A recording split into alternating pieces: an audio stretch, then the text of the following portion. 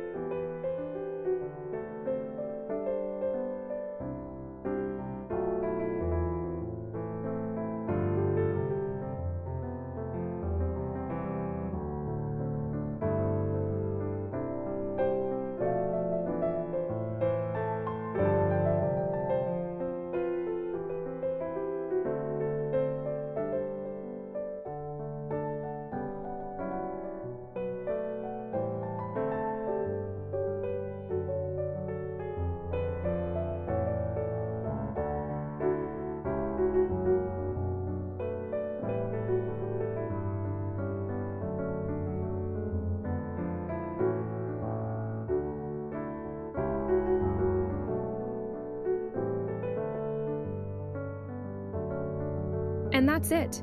With this method, you'll create a unique illustration every time. I hope you enjoyed the process and thank you for watching. See you in the next video.